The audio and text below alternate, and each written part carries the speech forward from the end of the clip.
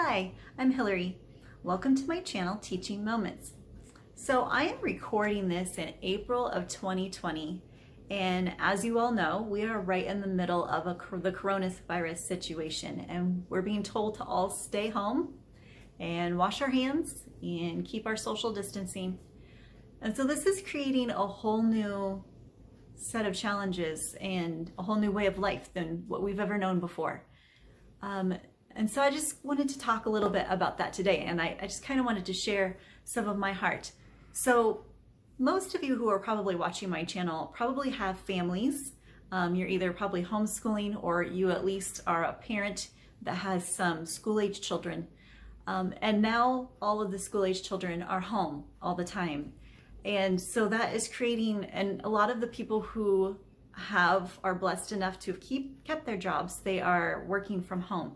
So that creates an environment where we're all at home, when this country is used to us just being able to go and do things whenever we want. We're now suddenly all at home. However, depending on how you look at this, it could be a very good thing. Like, in some ways, it kind of stinks. Like, things ended awkwardly, and we didn't want them to end. Like, my girls' dance class ended, and I'm sad about that. They didn't have their recital. They didn't get to showcase the things that they learned. And tennis ended all too abruptly. And, just things that we were used to doing just stopped. And it's kind of weird. But at the same time, there's some beautiful things, like the families spending more time together and the families being home together. And that can create its own set of challenges depending how well your family gets along. But I just wanted to share with you guys my heart. My heart is so for families. Families are supposed to be together and love each other and support each other. I mean, it doesn't mean we need to be together all the time, but we're supposed to be there to support each other. We're not supposed to be just a bunch of individuals all living under the same roof, but we're supposed to be people who are doing life together and who walk through life with each other, and who cry together and pray together and laugh together and all those kinds of things. That's what family is supposed to be. And I know that in an imperfect world, our families aren't all like that. But I just wanted to talk about some ideas of how to keep our family connected, especially in this time where we're kind of forced to be in the same space with them a lot now.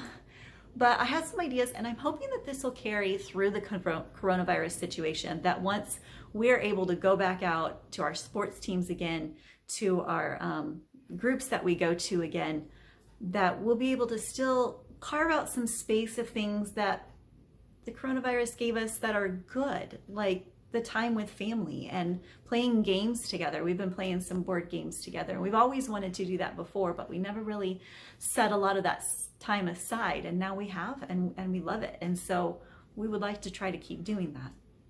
So I have a few things. I know there's a lot of parents that suddenly became school at home parents. Not homeschooling parents. You're schooling at home. This is not what homeschooling looks like. Please don't think this is what homeschooling looks like, because it is not. This is schooling at home. This is schooling during a crisis, and even homeschoolers are feeling that this is weird. This is not our norm. So everybody's become parents and teachers that are like helping to school at home. A lot of schools out there have the virtual learning, which is excellent. I think that's awesome. But there's a lot more on the parent than maybe we used to feel. So I have some ideas to help us keep connected with our families. So the first thing I have is it says 21 questions to get to know your elementary kid, and that's for ages 6 to 11. And then I have 21 questions to get to know your high school kid for ages 14 to 18. And yes, there is a middle school one in between there. I couldn't find it. It's probably in my middle schooler's binder, so I'm gonna have to look that up. But I thought that these were nice to talk with your children about. Just some questions that maybe you don't know the answers to. It's nice just to sit down and spend some time together, especially now that we have the time, to really learn about them. So let me give you some examples of what they say. On the elementary one, it says, What do you like to spend time? Who do you like to spend your time with most? What are your favorite things to do with your free time? If you could change one of our family rules, which one would it be? What is something you're really good at? Who is your favorite teacher and why? And that might come with some sad feelings that they're not seeing their teacher.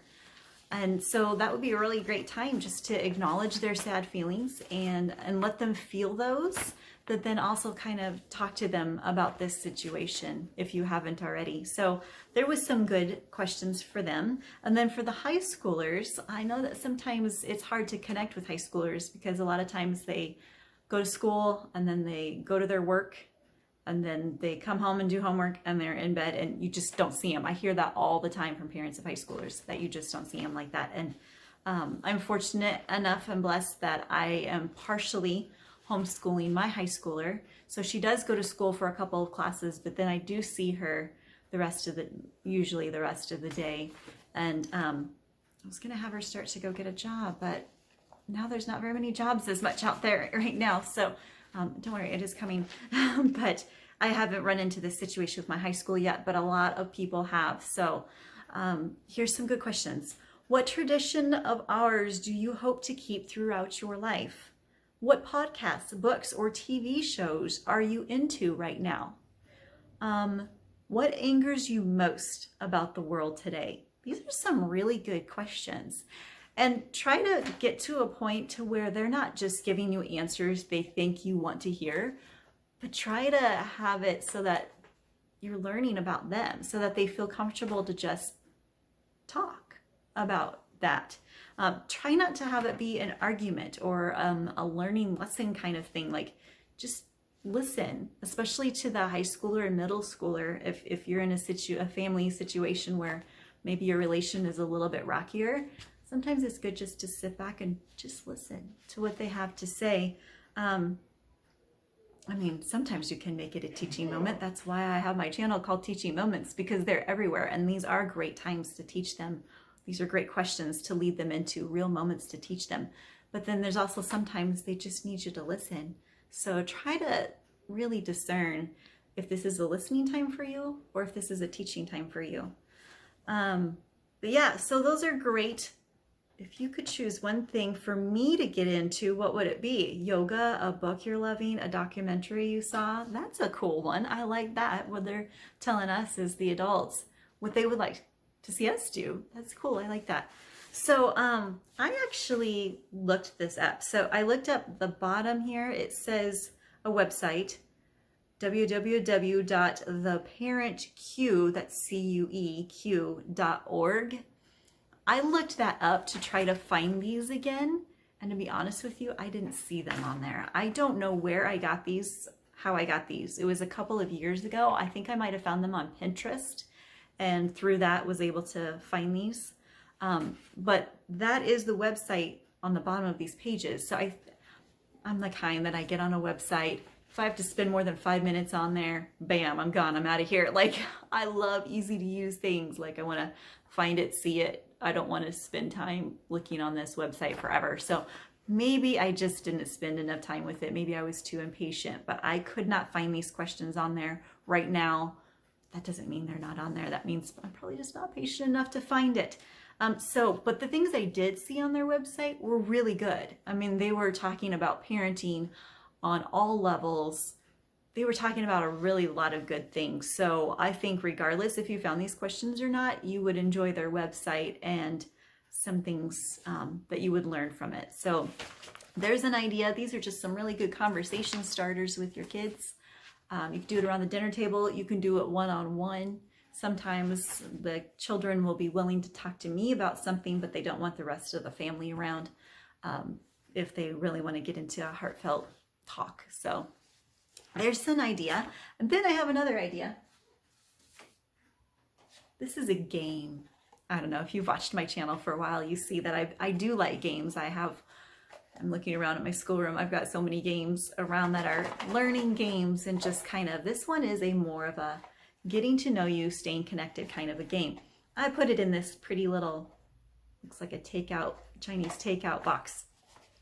I don't even know where we got this from or how we came up with this idea, but we go around the table. My kids love this. We haven't played this for a while. It'll be one of our other games we play.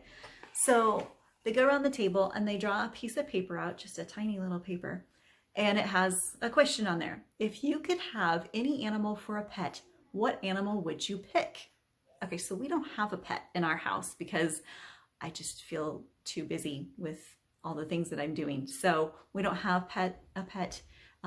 We tried it a couple of times and it didn't really work. We tried fish. I cannot believe how hard it is to take care of fish. They died. So if I was to pick a pet, I would want a cat. I would want a cat or a kitty, a kitten. I like cats. I used to live on a farm when I was a kid and we had a lot of cats and we had some dogs too. And we had some rabbits and chickens, but geese and ducks and bunnies. But I miss having a cat around. My husband is allergic to cat fur, so I don't know if I'll ever be able to have a cat again, but I really miss having cats. So it would be really neat to have one. So that would be my answer. And then you can just go on to the next person. If you wanted, every person could answer that question, or if you want, just everybody answers their own question. You can make your own questions up, or I'm sure that there is somewhere online where you can find like icebreakers or questions for your kids or something like that. Let's see what else we have here. What is your favorite holiday and why? I love Easter.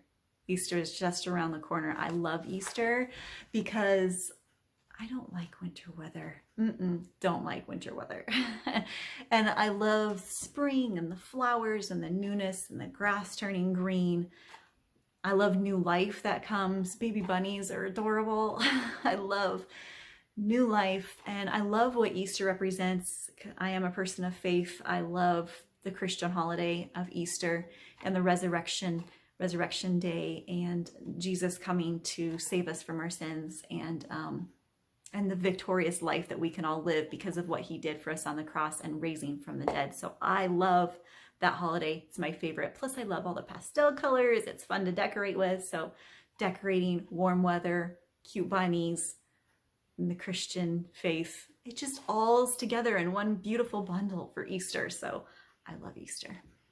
Let's see here. You guys are getting to know me this way. We'll do another one. What job would you least like to have? Golly, I don't know.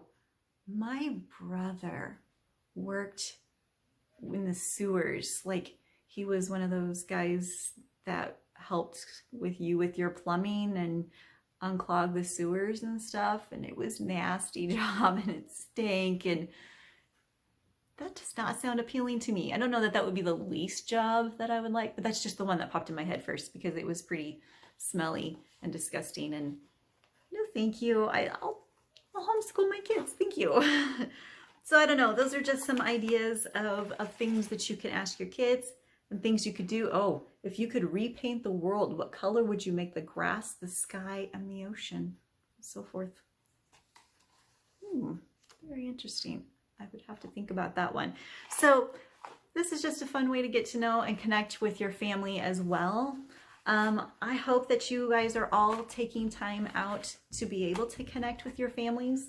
Like I said before, my heart is families are so important. And I just really pray that all of this carries through for you guys so that you can build strong families and that the kids can have that strong foundation. When their families are strong, they are strong people and they can just blossom from that. And so I'm praying for you guys all that you're staying healthy, that you're staying safe, that you're staying well fed. I know getting groceries for some of us is kind of a issue right now. So I pray for you guys often, you viewers of mine, and just for the state, the country, the world, really. So thank you for watching this video. I hope it gave you wonderful ideas to connect with your family.